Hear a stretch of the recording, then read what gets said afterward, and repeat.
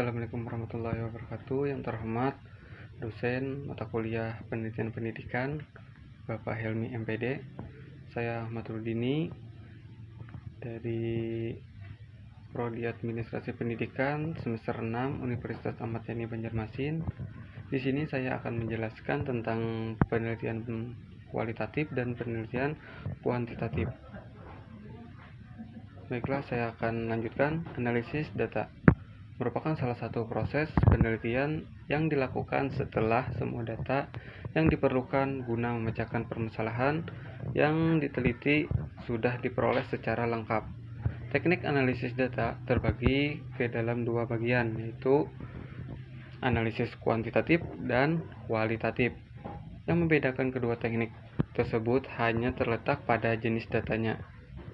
Untuk data yang bersifat kualitatif tidak dapat diangkat, maka analisis yang digunakan adalah analisis kualitatif. Sedangkan terhadap data yang dapat dikuantifikasikan dapat dianalisis secara kuantitatif. Bahkan dapat pula dianalisis secara kualitatif. Baik, saya akan menjelaskan teknik data kualitatif. Analisis data yang digunakan dalam analisis kualitatif memiliki 4 tahap, yaitu pengumpulan data, reduksi data, penyajian data, dan langkah terakhir kesimpulan dan verifikasi. Langkah-langkah dalam analisis data kualitatif yaitu pengumpulan data. Proses pengumpulan data di riset kualitatif dapat dilakukan dengan berbagai cara yang didapat dengan terjun langsung ke lapangan. Caranya bisa melalui pengamatan atau observasi, kuesioner, wawancara mendalam dengan objek penelitian, pengkajian dokumen, hingga fokus di question group. Reduksi data. Reduksi data merupakan penyederhanaan, penggolongan, dan membuang yang tidak perlu data sedemikian rupa sehingga data tersebut dapat menghasilkan informasi yang bermakna dan memudahkan dalam penarikan kesimpulan. Banyak jumlah data dan komplikasi data diperlukan analisis data melalui tahap reduksi. Tahap reduksi ini dilakukan untuk pemilihan relevan atau tidaknya data dengan tujuan akhir. Display data. Display data atau penyajian data merupakan kegiatan saat sekumpulan data disusun secara sistematis dan mudah dipahami, sehingga memberikan kemungkinan menghasilkan kesimpulan. Bentuk penyajian data kualitatif bisa berupa teks negatif (terbentuk catatan lapangan), matriks, grafik, jaringan, atau bagan. Melalui penyajian data tersebut, maka nanti data akan terorganisasikan dan tersusun dalam pola hubungan, sehingga akan semakin mudah dipahami. Yang keempat, kesimpulan dan verifikasi. Penarikan kesimpulan dan verifikasi dapat merupakan tahap akhir dan teknik analisis kualitatif yang dilakukan melihat hasil reduksi dan tetap mengacu pada tujuan analisis hendak dicapai. Tahap ini bertujuan untuk mencari makna dan yang dikumpulkan dengan mencari hubungan, persamaan, atau perbedaan untuk ditarik kesimpulan sebagai jawaban dari permasalahan yang ada. Selanjutnya, teknik analisis data kuantitatif.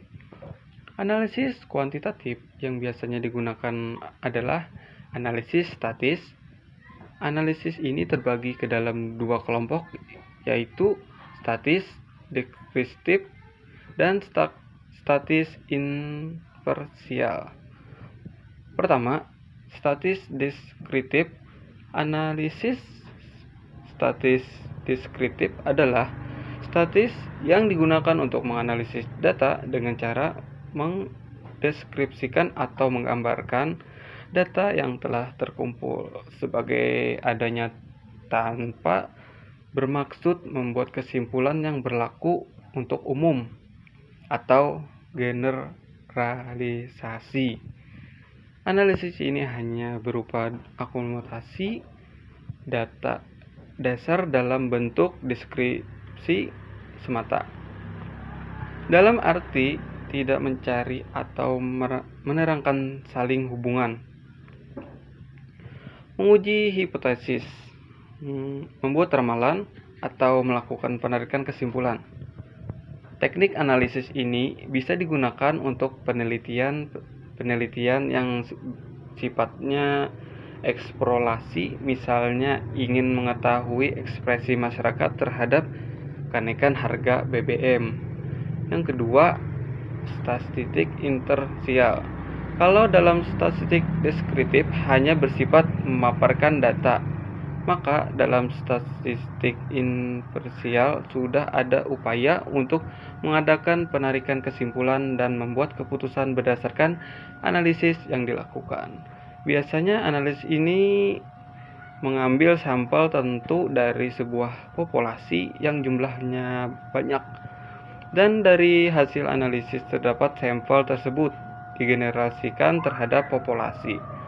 Oleh karena itu, statistik inversial ini juga disebut dengan istilah statistik induktif. Berdasarkan jenis analisisnya, statistik inversial terbagi ke dalam dua bagian. Pertama, analisis korelasional. Analisis korelasional adalah analisis statistik yang berusaha untuk mencari hubungan atau pengaruh antara dua buah variabel atau lebih. Variabel bebas atau independen, variabel yaitu yang keberadaan tidak dipengaruhi oleh variabel lain. Variabel terkait atau dependen yaitu variabel yang keberadaannya dipengaruhi oleh variabel lain. Misalnya penelitian tentang hubungan antara jumlah sales dan volume penjualan. Jumlah sales merupakan variabel X, variabel bebas X, dan volume pengajuan sebagai variabel terikat Y. Kedua, analisis komparasi. Analisis komparasi adalah teknik analisis statistik yang bertujuan untuk membandingkan antara kondisi dua buah kelompok atau lebih. Penggunaan teknik analisis tersebut tergantung pada jenis skala data dan banyak sedikitnya kelompok. Contoh, hipotesis komparatif. Perbedaan kualitas pelayanan antara toko A dan toko B. Terhadap dua kelompok, analisis statistik ditinjau dari bentuk parameternya, yakni statistik parametrik dan non-parametrik. Statistik parametrik adalah analisis statistik yang pengujinya menetapkan syarat-syarat tertentu tentang bentuk distribusi parameter atau populasinya, seperti data berskala interval dan berdistribusi normal. Sedangkan statistik non-parametrik adalah analisis yang tidak menetapkan syarat-syarat tertentu. Dengan demikian, untuk dapat menggunakan teknik statistik parametrik harus ditinjau terlebih dahulu persyaratan-persyaratan yang harus dipenuhi. Mungkin itu saja yang dapat saya sampaikan. Kurang lebihnya mohon dimaafkan. Wabillahi taufik wal hidayah. Wassalamualaikum warahmatullahi wabarakatuh.